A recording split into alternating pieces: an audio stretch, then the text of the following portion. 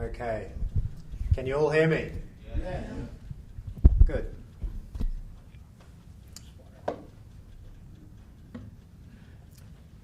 Thank you, Stephen, and welcome everybody. It's great to see you.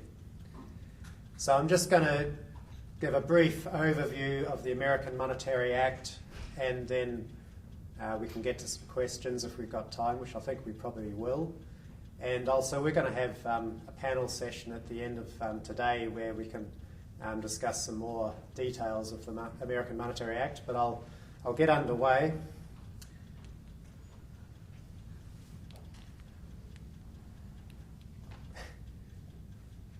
All right.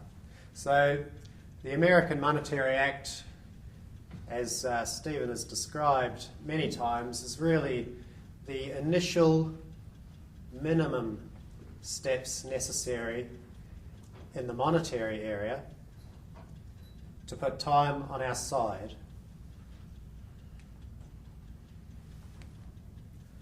for recovery of the present economic situation, restoration of our economic and social fabric. So we need recovery before we can do that, before we can start restoring the physical and social fabric of the nation.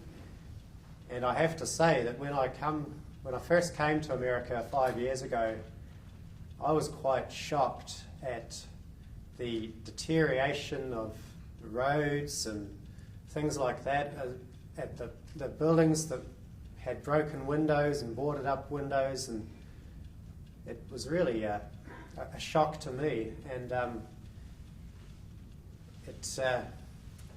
it doesn't give a good impression.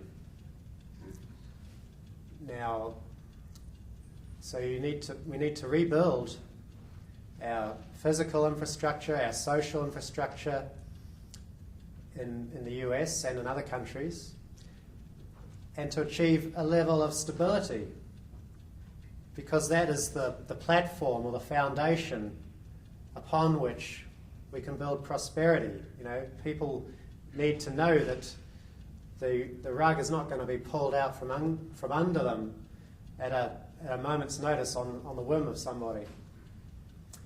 And also, a key thing is sustainability. Everybody is concerned about the degradation of our environment, the pollution that we breathe in the air, possibly in the water sometimes, and it's affecting the ecosystems that we ultimately rely on. You know, we're sort of at the top of the food chain, and if things start going wrong down below, we could be in trouble. So, and we've got some speakers later in the conference that are going to be talking about the connection between the monetary system and the food that we eat, which is, you know, you are what you eat, and so it's very important to us, and you know, as individuals and as a society. And so also very key things are justice. You know, Bob Petit has just spoken about the moral aspects of why we need monetary reform now. When you really think about the present situation and the way that it's blighted our history over centuries, millennia, and as Stephen said, it's held back our human progress. It makes me angry. So I'm very determined that we make sure that justice is at the core and of what we want to achieve with monetary reform. And it's a broad term, and you know, we have to start somewhere, and then we can build. We can build on it like a platform, like a foundation. We can build on that, and you need justice before you can have peace. You know, there's not many people that I've never met anybody, I don't think, that wants to go and start wars or be in wars. And when you see the television footage of war-torn countries, it's just horrific. and I just couldn't imagine how horrible it must be to live in those conditions. But you need justice is like the foundation for peace, and then from that then you can start having some security. You know, if you've got an unjust system and you've got haven't got peace, you know, at any moment somebody could come around and start shooting up the place. You don't really have any security. And if you don't have any security, then you don't really have any freedom, because you're sort of constrained as to what you might want to do, because maybe if you step out your door, you could get killed or something. So these are sort of like a sequential things that we need, and also anything else we want. After we achieve these things, you know, then we can start really living, you know.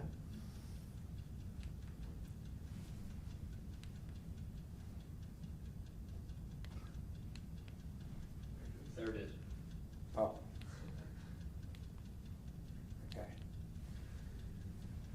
Okay, so what does the US Constitution say about money? Well, Article 1, Section 8, Clause 5 says, the Congress shall have power to coin money, regulate the value thereof and of foreign coin, and fix the standard of weights and measures. So you see that the coin with a lowercase c really means to make, you know, like to coin a phrase, you know. And the coin with the uppercase c means like a foreign type of currency, you know, like at the time when the Constitution was being written, they were using different types of currency, Spanish and Dutch and British. So when the Congress was setting up, they needed a way to work out equivalents of that. And you see that there's a correspondence between money and value, and the money, you know, this, we'll get to the science of money, but really the money itself need not, or can be anything. What the value is the thing that the money buys, you know, which is the value that we put into it, like the value of that laptop and the screen and all that sort of thing. You know, that's without these things, the money would have no meaning, would have no purpose. And it's also in the very same clause, it covers the other physical measures, weights and measures, which are handled in the US by Bureau of Weights and Measures, which is in the National Institute of Science and Technology, which resides in the Department of Commerce. So that's an executive branch body, but it's directed through the Constitution and through Congress. So there's an equivalence there with the American Monetary Act and the way that that's structured legislatively and constitutionally.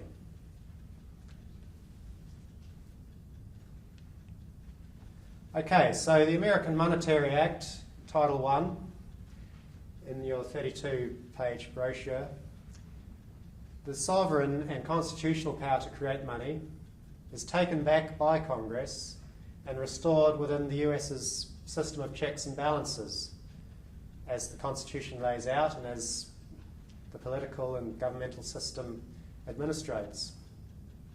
All money is made US money. It's converted and made into full legal tender.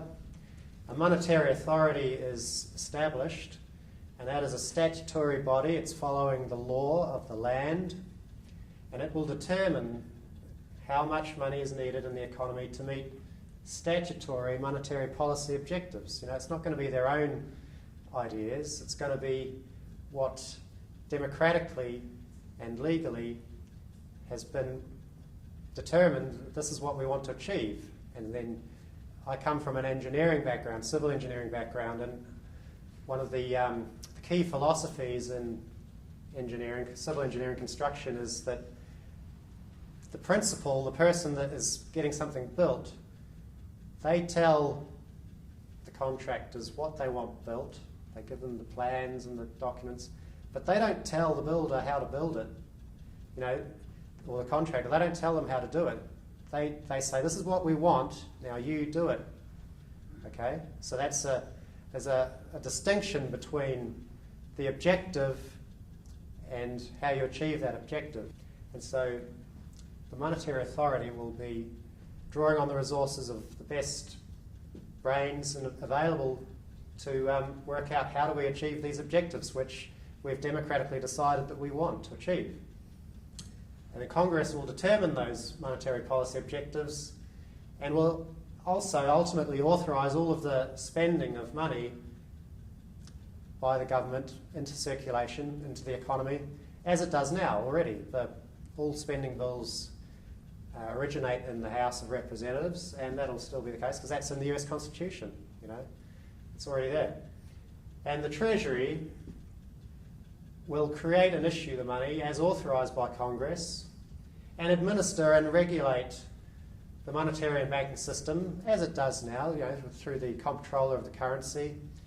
And there are other agencies in the US government that administer and regulate various parts of the money and banking system. There's the Federal Reserve System, which is quasi, they call themselves independent within government, the Board of Governors.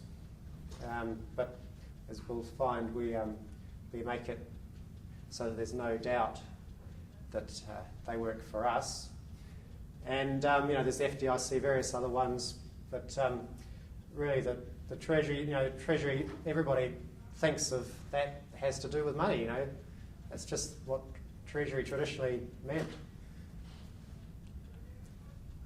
So Title II, we pay off, as federal government debt instruments are retired, they're paid off, and as they come due, they're paid off with US money. There's no more of this continuous rolling over, and growing debt, accumulating exponentially. And I would think that the people who hold US government securities would actually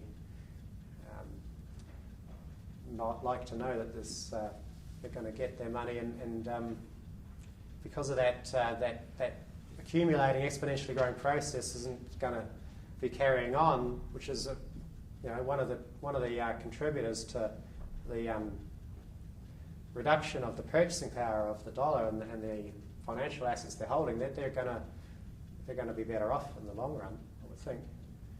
And so this money will then be available for investment in the private sector. That's where savings are supposed to be invested in the private sector, not into taxpayer subsidising people who've got spare money. And so it'll flow through banks and other financial markets and be available for investing in businesses like companies that want to have better energy efficient, solar panels, all these things that we say, these are all these great ideas, but there's not the capital for it, all that. So there'll be a lot more money available for developing these industries. That we know, there's the national conversation going on at the moment that we have to be more energy self-sufficient. We have to be and efficient, more energy efficient and self-sufficient. And so there will be this source of funds to be able to start helping the companies that are trying to develop these technologies. Okay, Title III. Present banking practices change so that banks cannot create money, but they can continue to lend money, and that's done by basically having two types of accounts. But first, on a particular date, all money is converted into US money, and in any form. The coins will still be US mint coins, and the Federal Reserve notes, they'll be over a period they'll be replaced with US notes or US Treasury notes, whatever they might be called. And the electronic money, which is the bulk of it, that'll just be treated on the accounts like money.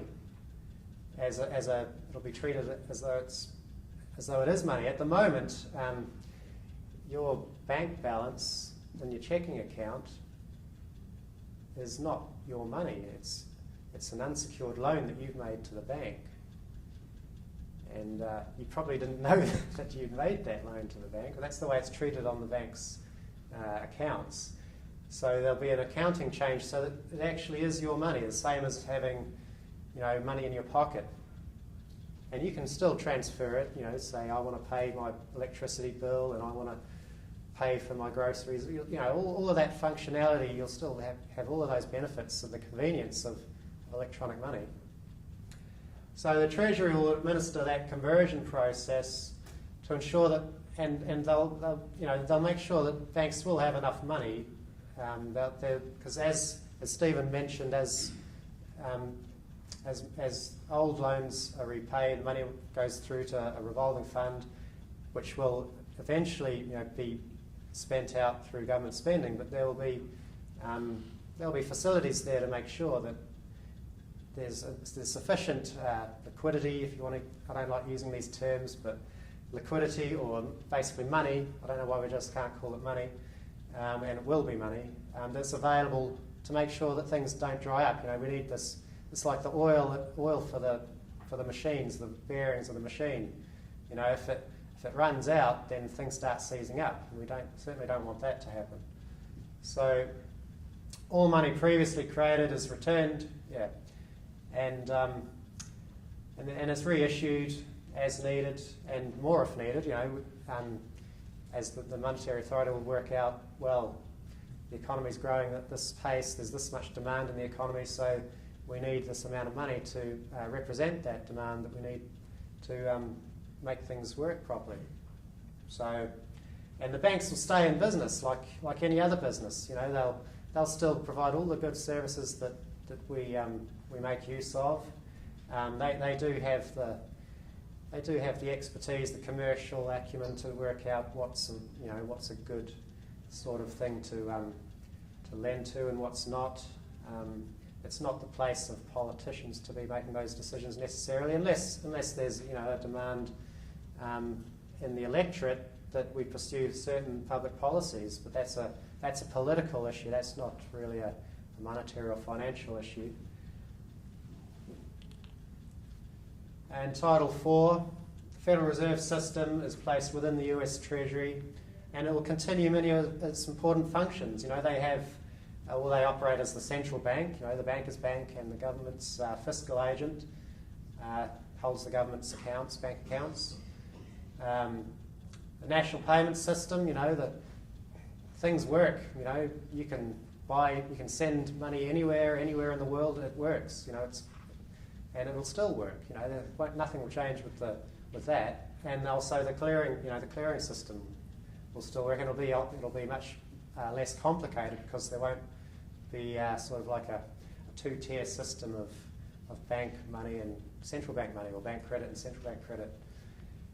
And so the Federal Reserve System, those Federal Reserve banks, they have experience and expertise in the US economy. They know when a certain crop needs to be harvested, that the farmers need this much, and at Christmas time we need extra money, and various things like that. And so they will, all of that stuff that we ultimately have paid for, through the basic charges that they charge that get passed on. All costs ultimately get passed on to the end consumer. So we all ultimately end up paying for all of this expertise anyway. So it would be silly to throw it away, So all of that experience and expertise, we keep that, but the Federal Reserve System will no longer have any power over public policy. It won't have the be able to hold back the purse strings if the economy and the national interest really needs money, and they say, like happened in the Great Depression in the 30s here, the Federal Reserve basically just sat on its hands and followed a policy of retrenchment, and it just contracted the money supply, and you got this downward debt spiral, and it was terrible for the people that were suffering. And it seemed like the people in the Federal Reserve System didn't even notice or didn't care. But when they're working under democratic control, they will have to. That'll be their job to have to do what's right for the country.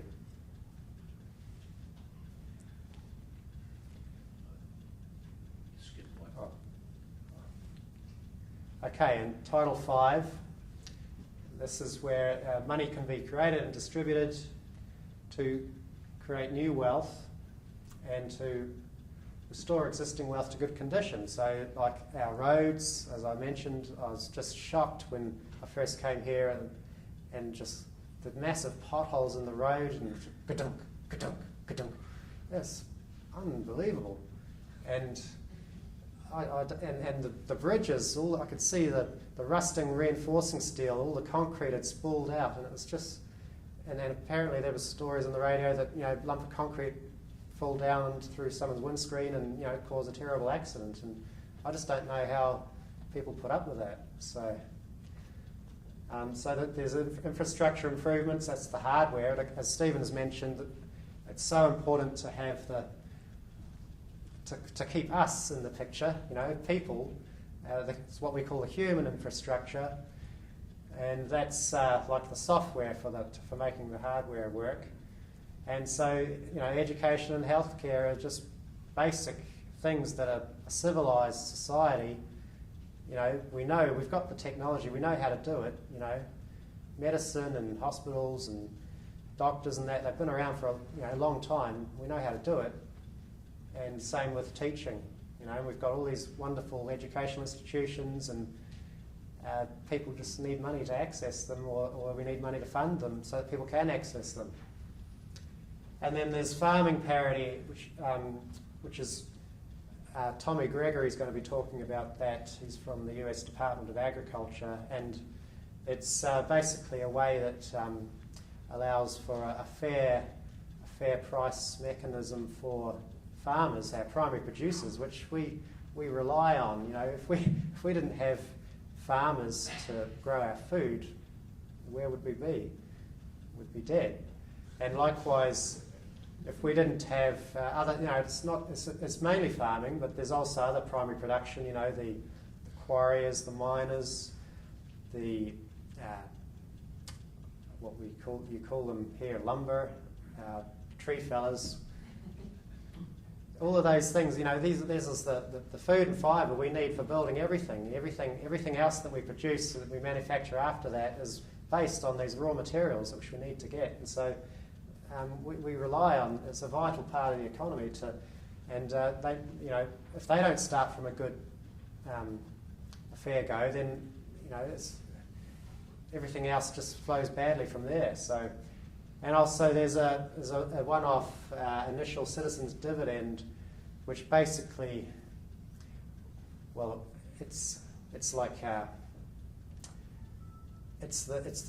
the way to start redressing the injustices that the system has been taking from us. As Bob Petit has mentioned, that we're the suckers at the end of the line that are just paying for everything all the way up the line to the top, and there are other reasons for that as well, but I'm not going to get into that. But and it'll be measured. It'll be like a trial, and then, as Stephen said, we can apply Aristotle's method of learning by doing. And if the results are good, then that possibly could be something that could be carried on without require further legislation. So. That would immediately help people out of their own personal financial problems. They'll be able to start paying off a lot of their bills and debts, and start getting on a better financial footing themselves. Start having a bit more financial security for themselves and their family, and get themselves out of the hole that they've been forced to dig. It's like a slavery system of forcing everybody to dig holes and dig themselves into holes, and this is the way to start redressing that. And there can be also measures to resolve the mortgage crisis and recover some of the bailout funds. So all the provisions in the American Monetary Act are based on the science of money, which Stephen has gone into great study on. And as he mentioned, it comes from a lot of sources, and one of the first is Aristotle, and it's important to really understand how powerful this is and how what a great opportunity it gives us, and how we've you can start to see how we've been artificially limiting ourselves and holding back our own progress as a species, as humanity, as a society, as a civilization. So you can read it for yourselves. I will read it. All goods must therefore be measured by some one thing. Now this unit is in truth demand. Money has become by convention a sort of representative of demand, and exists not by nature but by law. Money then acting as a measure makes good commensurate and equates them. So we can demand what we can supply. There's no point demanding to have something if it isn't there, but if it is there, if we can produce it, and we know how to produce it, and the materials are there, and we've got the ability to produce it, there's no reason why we shouldn't be able to demand what we've actually supplied.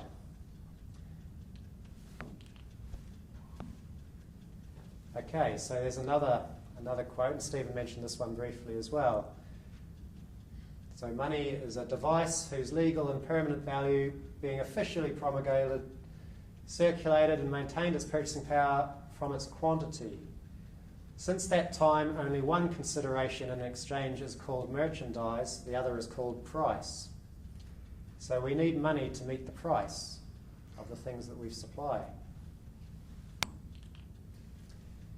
And here, as Stephen also mentioned, is the culmination of the research he did through those case studies over 3,500 years of human history that was recorded. And it is that money's essence, apart from whatever is used to signify it, is an abstract social power embodied in law as an unconditional means of payment. Okay, so that doesn't mention debt. It's a societal thing. It belongs to all of us. It's something that, it's a human invention basically, and it's what we've worked out makes it easier for us to coexist and to share and exchange what we do in our lives. So here you see that on the science of money ensures that sufficient money is available to meet needs of the economy. It's like, so on the real, in our real world, we produce real wealth. We produce laptop computers, and we produce high-speed trains, and we can produce all sorts of things. And there's a continuous dynamic flow of these things, and they come with a price because that's the way that the money system operates. They have a monetary price attached to them. So on the financial side, we need money to express our demand for those things that are being supplied, and so there's another dynamic flow of money that needs to pay those prices. Okay, you need money to pay the price, and so it's a matter of balancing those things. And again, there's no debt. Now, there will be debts between people still. Obviously, some people may have a surplus of money and they want to perhaps get some return, and they lend it to other people, and so there'll be exchanges of money between people, but that's not that mechanism won't be the way that money is created. Money will be created in line with the value of the things that we produce as a society, and that can be measured. So here's how we do it. The sovereign nation creates its own money through its government, not through banks. All money is created as money, not IOU money, or promise to pay money. No debt is created when money is created. Banks handle your money, but they don't create it. Banks only lend money that they have already received for that purpose. So the nation stops going into debt to get the money to get the things it's already got, which is the ridiculous situation we find ourselves in today. So what's changed? Well, by law, like the American Monetary Act is a law. We make the money in your bank account actually your money, like cash in your pocket, as I said. The money in your checking account will be yours, and only you can decide what to do with it. Your bank will look after it for you. And any money that you transfer to a savings or investment account will be your loan to the bank for it to loan or invest on your behalf. Your bank will act as your intermediary. So these rules stop banks creating money when they initiate new loans. So again, you have money on one side and the value that the money represents on the other, and you don't have this duality of credit and debt. You know, there's two sides of the books, a sort of approach of looking at things which sort of doesn't look at the real world at all. It looks at how much can I get, you know, how much can you do, and all that sort of thing, not what we've already can do in reality, only financially. You know, and the financial system should only reflect what we've already got in reality. It should, at the moment, we're being dictated to by a financial system that is determining what we can have when we've already got, you know, the ability to produce so much, you know, from our accumulated knowledge that's been passed down from generations and generations. You know, that's all worth something, and our present financial system doesn't treat it as though it's worth anything. You know, it's absurd and it's obscene.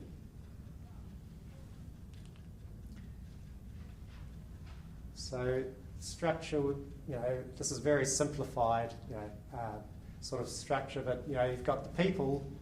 The blue arrows basically mean the policy, public policy, and you know, an accumulation of individuals' policies basically constitutes what become in a democratic society what is the public policy.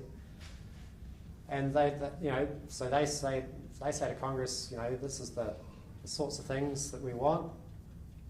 And in the current political system, well, you have political parties that say, well, these are the policies that we're offering, and you sort of choose from them. But you know, that's outside the realms of monetary reform. If you want to start getting into more direct ways of applying democracy, but basically the Congress makes the laws for all of the things that we do. They make the laws for the standards for how the electricity that goes into your laptop computer, the voltage and all of that. You know, there has to be standardised ways of doing things. Otherwise, you know, you can't have different types of things operating because it wouldn't work. You take your laptop and plug it into someone else's house and it doesn't work. That's not very useful.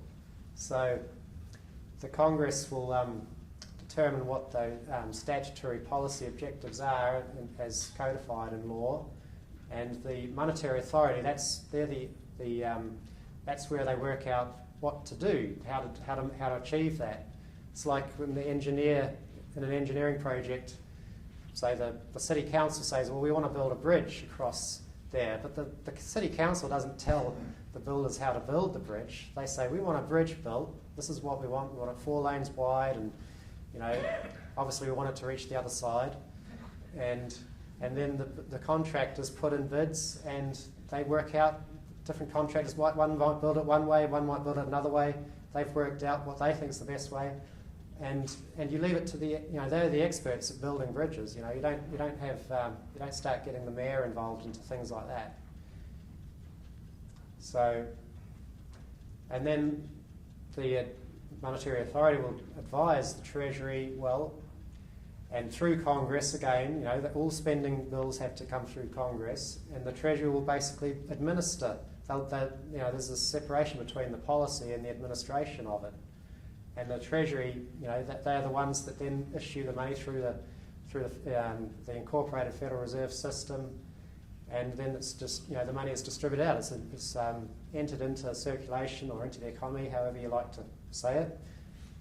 And so just to recap then, the American Monetary Act contains the initial minimum steps necessary to put time on our side for life. You know, then I just imagine once that we overcome this hurdle that is, you know, or these shackles, it's like,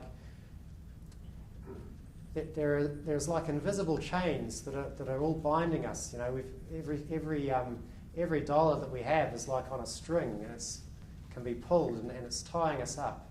And you know, once we can break free from those shackles, then we can really start thinking about a better life for everybody. So I think that's it. Thank you.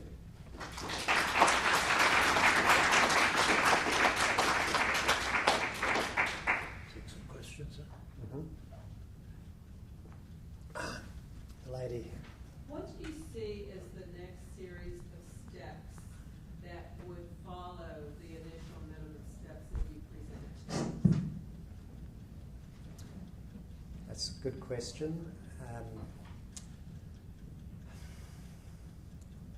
Well, is this going still?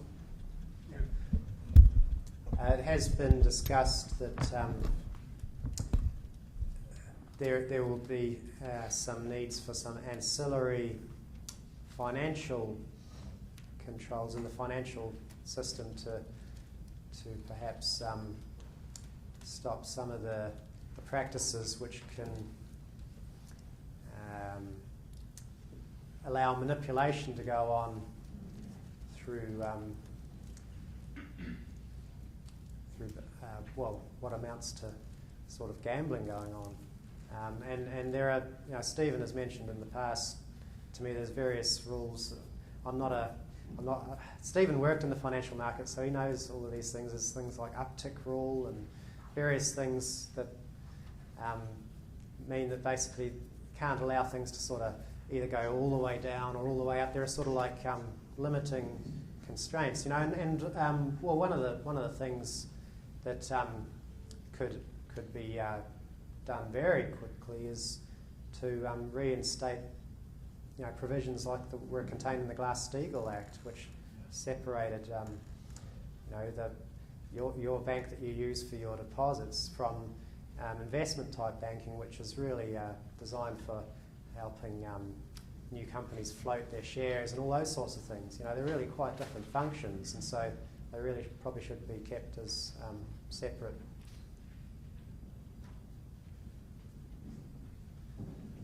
This gentleman first, and then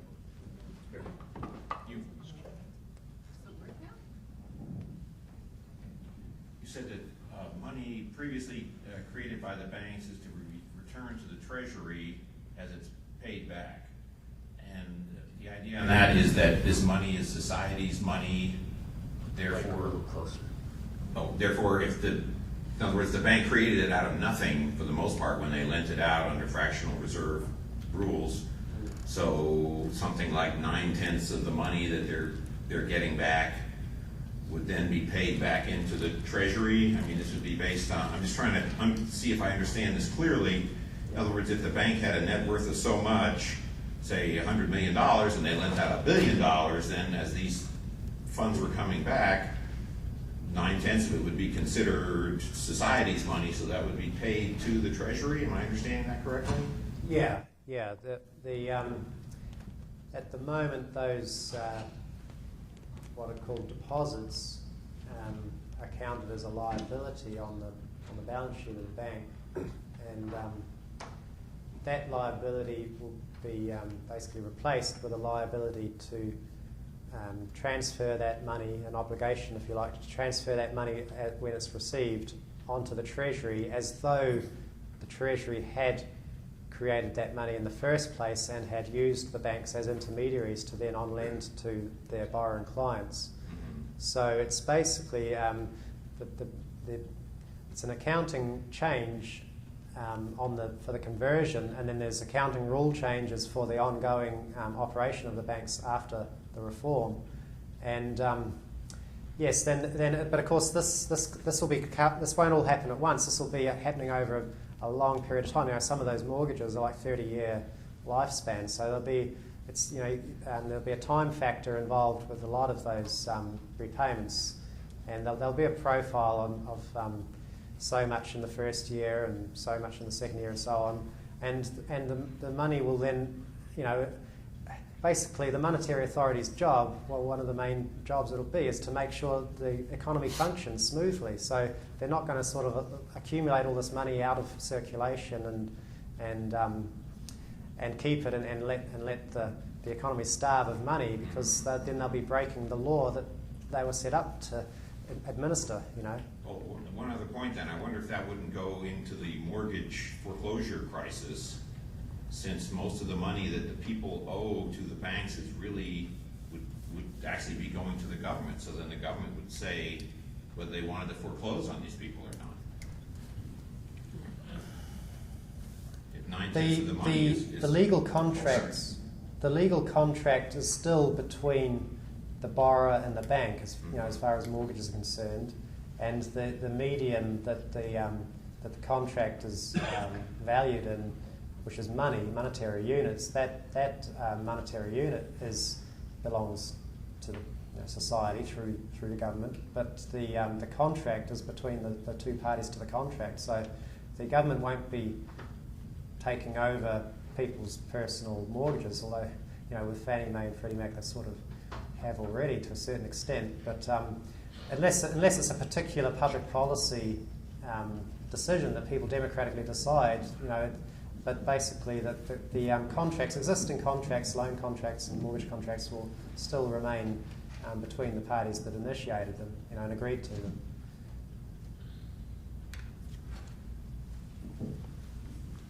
Okay, I have the microphone. So. Oh, sorry. Yeah. Oh, sorry. I want to connect to the point the gentleman behind me made. Hold the mic closer. I want to connect to the point that the gentleman behind me made about half an hour ago about raw materials shortages. I think this is a critical issue, and peak oil and gas is something that's right around the corner. It may even be here now. Okay, you need not agree with that point, but you should at least assign a very high probability to it because the evidence is very, very strong. If that is true, that could equate to a collapse of the supply side of the economy, and not just the U.S. economy, the world economy, over time. Okay. Now, a constant nominal money supply with a collapsing supply side of the economy means inflation. Okay, and your proposal and the third plank of the American Monetary Act is to spend more money into circulation to do all the good things that the government can do. But in a situation like that, that means even more inflation. Okay, and so if you want to avoid inflation in a situation like that, the only thing that I can see, the only way that I can see of bringing that about is to first of all let some of the pre-existing private money supply be destroyed, so that the government then has scope to replace it with its own money and spend money into circulation and do all those infrastructure things that you're proposing. But that is a very tricky thing to propose, and they're very huge distributional issues. And the question is, have you thought about this question in this context that I'm putting to you? As far as I have been advised by people who are associated, at previous conferences from the National Organization for Raw Materials, the USA, being such a huge country, I think there's really not anything that it lacks as far as physical materials.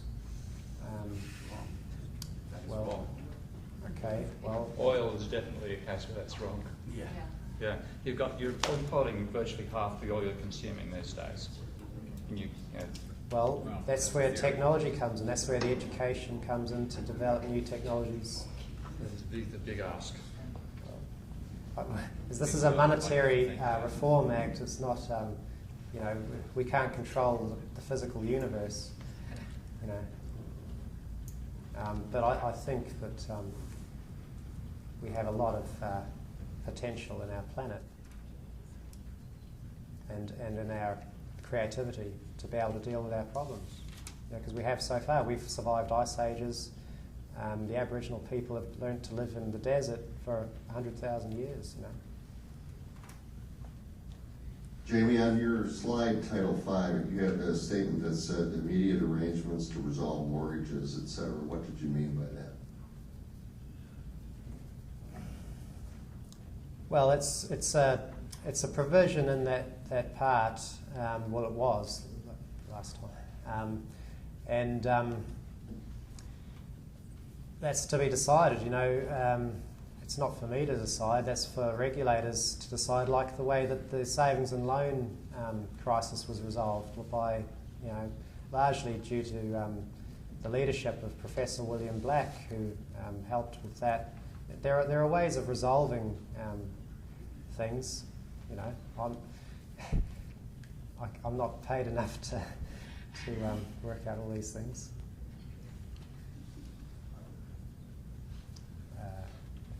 Peter. My understanding is U.S. Treasuries are not part of the money supply in any way, correct? Like the bonds and the notes and the bills. That's right. Well, then that's a question we need to get straight. My understanding is there's no definition under M3 of U.S. Treasuries being part of the money supply. So my question is, your Title II has all of those treasuries being converted into U.S. money. Doesn't that all of that now is part of the money supply? Also, my understanding is the M3 money supply is about the size of the U.S. debt, somewhere on the order of $13 to $15 trillion. So if you take that, doesn't that essentially double the money supply then, if you convert the U.S. Treasuries into U.S. money? No. No. Thank you. Thank you.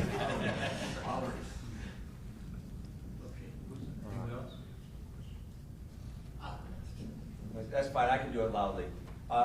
Just a point of clarification on, as the money is paid back through the banks, mortgages paid back to the Treasury, then how is that whole gap that is now filled by the banks lending for mortgages or just, let's say, working capital loans on an ongoing basis, how is that then Okay, so done?